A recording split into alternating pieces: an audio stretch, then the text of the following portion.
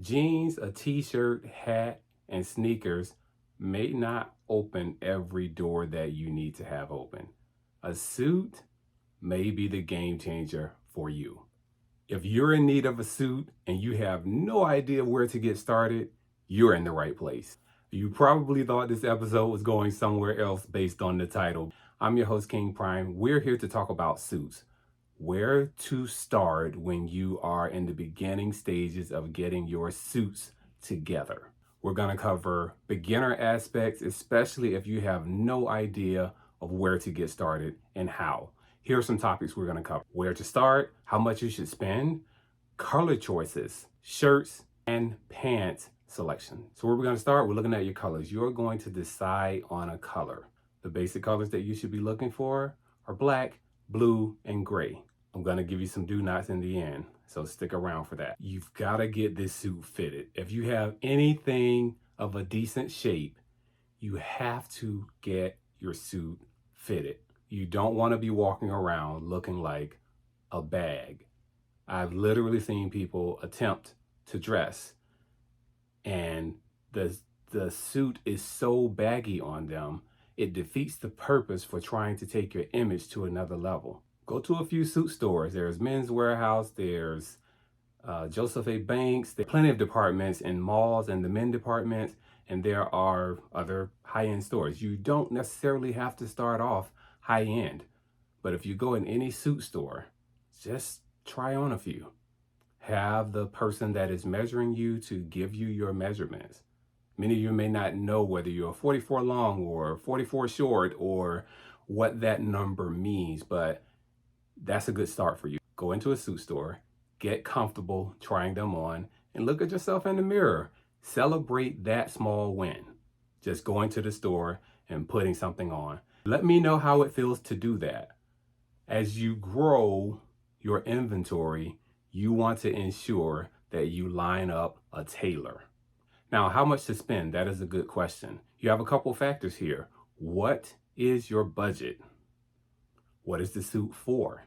Is it for an occasion? Is it for something where you don't want to show up looking like the $200 or the $100 that you paid for the suit? Sometimes you get what you pay for via quality.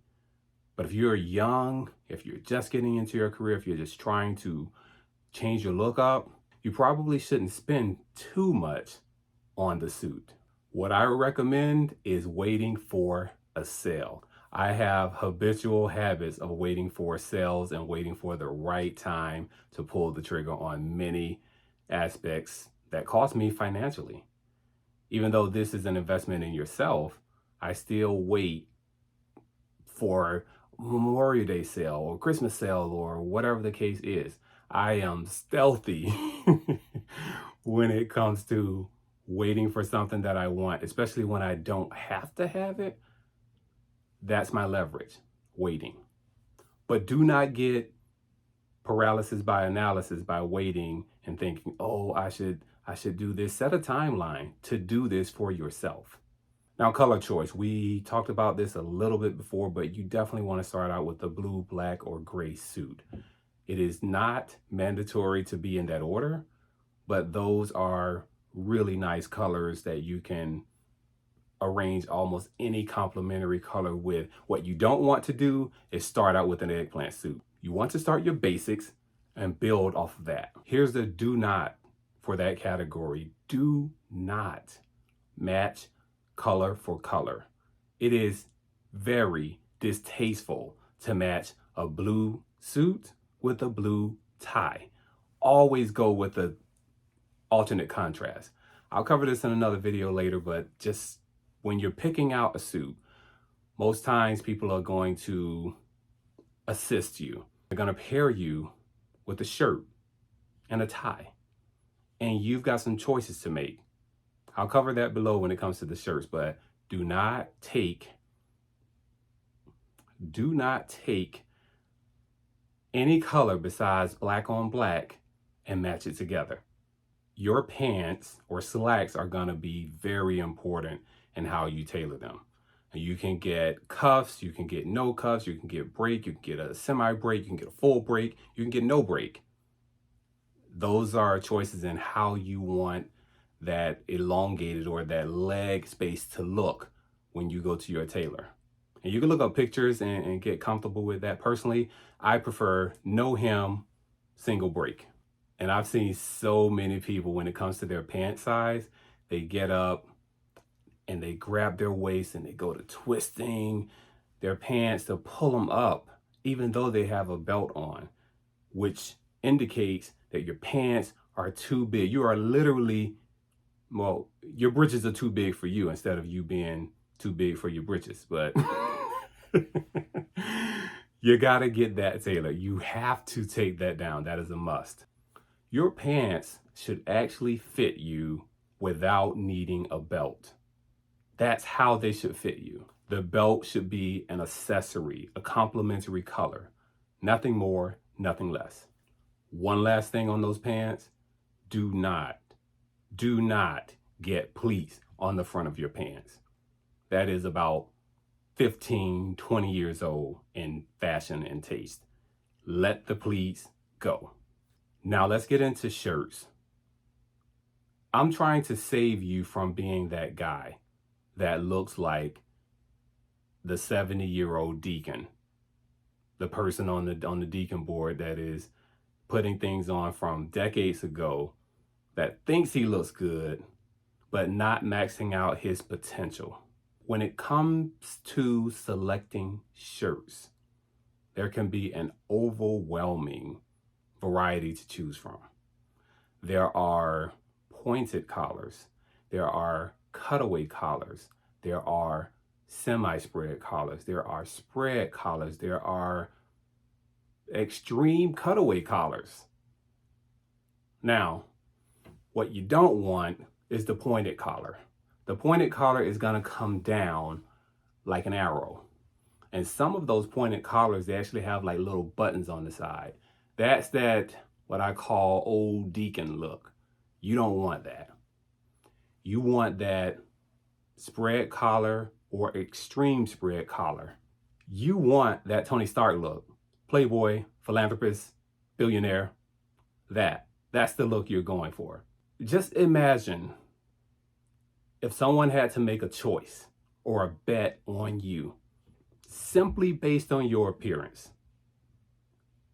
What would they think with one of those looks versus another? Now, some of you say, I don't care what people think. Let me tell you, you better start.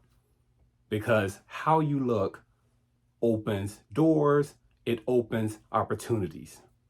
And you cannot be as an effective leader without those opportunities being organically birthed by you simply existing, but rising to the occasion of your very best self. One last thing on the shirts. You do not want French cuffs. I like cuffs. I wear them all the time.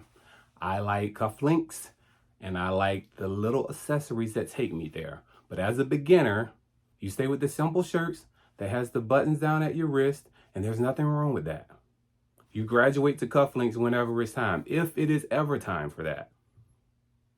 But be sure when you select that shirt that you can button it up and that you don't have to spend extra just to get some cufflinks. So that, ladies and gentlemen, those are my basics for buying a suit. The socks, the pocket squares, the ties, and all of the other accessories that come with, taking a suit to its maximum look. We'll get to that later.